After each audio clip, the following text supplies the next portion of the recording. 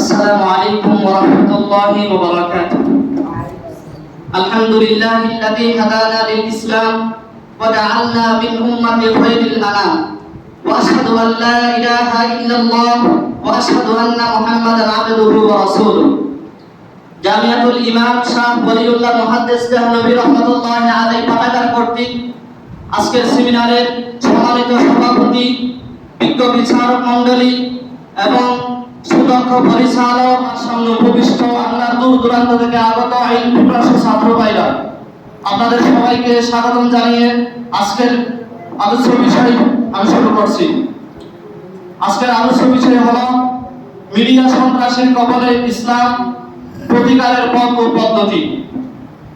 সম্মানিত ইসলামপ্রেমী ভাইরা, আজ আমরা এক শক্তির সামনে দাঁড়াতে যাচ্ছি যা চোখে দেখা যায় না, কিন্তু মাথার ভিতর চিন্তা বদলে দেয়, যা কলমের চেয়ে প্রভাবশালী, তলোয়ারের চেয়ে ধারালো। এর নাম মিডিয়া। মিডিয়া মানে হলো মানুষের কাছে খবর, ধারণা ও ভাবনা পৌঁছে দেওয়ার মাধ্যম। কখনো তা কাগজে, কখনো তা পর্দায়, কখনো মোবাইল স্ক্রিনে, সংবাদপত্র, টেলিভিশন, রেডিও, চলচ্চিত্র, আর আজকের যুগে social media, YouTube, TikTok, Instagram সবই একই শক্তির সন্তান। এই শক্তি খুব অদ্ভুত। একটি খবর জাগিয়ে তোলে পুরো জাতিকে, আর একটি মিথ্যা খবর ভেঙে দেয় সমাজের ভিত্তি। তাই মিডিয়া কেবল তথ্য নয়, এটি চেতনার কারখানা, যেখানে সত্য তৈরি হতে পারে, আবার মিথ্যাও সাজানো যায় সুন্দর বাক্যে, চমকানো আলোয়, মিষ্টি সুরে। সম্মানিত উপস্থিতি, আমাদের ইসলাম শিখায় ওয়াকুলিল হাক্কু ওয়ালাউ কানা মুররান, সত্য কথা বলো যদিও তা তিতা হয়। আল্লাহ তাআলা বলেন, ওয়ালা তাকবিসুল হাক্কা বিল বাতিলি ওয়া তাকতুমুল হাক্কা, সত্যের সঙ্গে মিথ্যা মিশিও না, আর সত্যকে কখনো গোপন করিও না। ইসলামের দৃষ্টিতে তথ্য প্রসারণের নীতি। সম্মানিত উপস্থিতি, ইসলাম তথ্য ও আদান প্রদানের ক্ষেত্রে সর্বোচ্চ সতর্কতা শিক্ষা দেয়।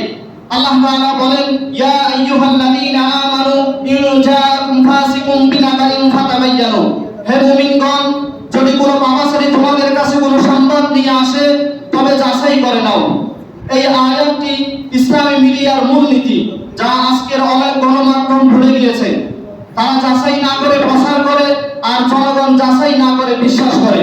রাসূল সাল্লাল্লাহু আলাইহি ওয়াসাল্লাম বলেন, কাফা বিল মারই কাযিবান আন ইউহাদ্দিসা বিকুল্লি মা সামিআ, যে যা শুনে সবাই বলে বেলায়, তা মিথ্যা বলার জন্য এতটুকুই যথেষ্ট।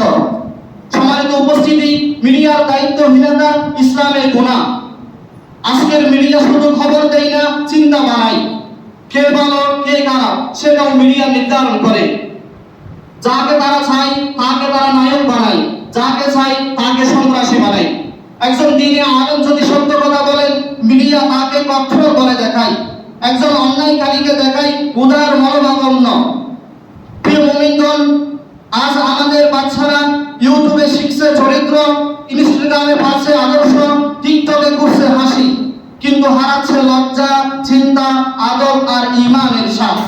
প্রিয় উপস্থিতি, আজকের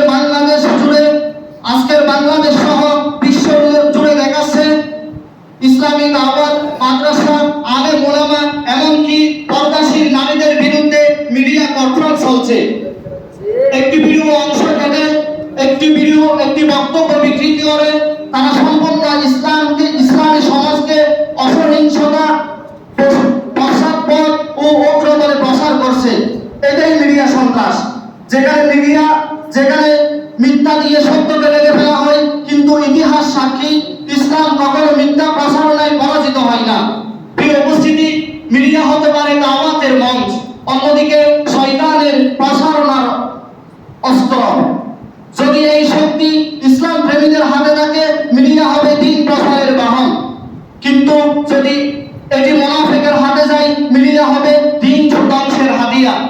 আজ খবরের নামে বিক্রি হচ্ছে গীবত, বিনোদনের নামে শেখানো হচ্ছে নির্লজ্জতা, ট্রেন্ড নামে চলছে গুনাহের মিছিল। সম্মানিত উপস্থিতি, হে মুসলিম উম্মাহ, জেগে ওঠো, মিডিয়ার জালত ঘুমাই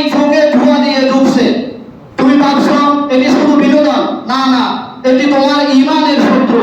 তোমার চিন্তার স্রোত বদলে দিচ্ছে নিঃশব্দে।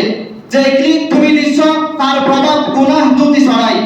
রাসূল সাল্লাল্লাহু আলাইহি ওয়াসাল্লাম বলেন, মান সান্না ফিল ইসলামি সুন্নাতান সাইয়্যাতান ফাআলাইহি উযরুহা উযরু মান আমিলা বিহা মিন বাদি। যে ইসলামে কোন খারাপ কাজ চালু করে তার অনুসারীরা পাপ বহন হবে। হে তরুণ মুসলিম, মোবাইলের ছোট স্ক্রিনে হতে পারে জান্নাতের দরজা, আবার জাহান্নামের ফাঁক।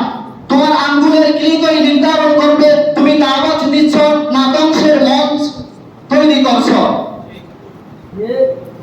এবার জানাবো প্রতিকারের পথ ও পদ্ধতি। 1 নম্বর, ইসলামী মিডিয়া করে তুলতে হবে।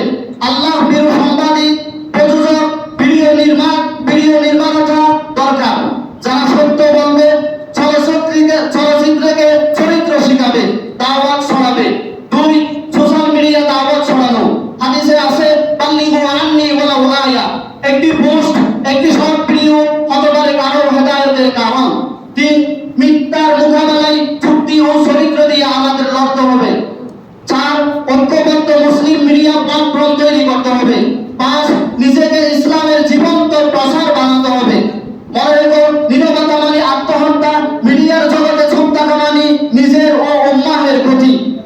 প্রিয় বন্ধুগণ, চলো আজ প্রতিজ্ঞা করি, মিডিয়াকে বানাই সত্যের খন্ড, ন্যায়ের মঞ্চ, ঈমানের ভাষা।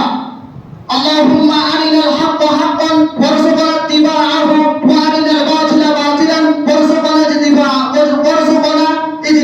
ইজতিনাবাহু। হে আল্লাহ, আমাদেরকে সত্যকে সত্য হিসাবে দেখাও এবং অনুসরণ করার তৌফিক দান করেন। মিথ্যাকে মিথ্যা হিসাবে দেখাও এবং তা থেকে দূরে থাকার তৌফিক দান করেন।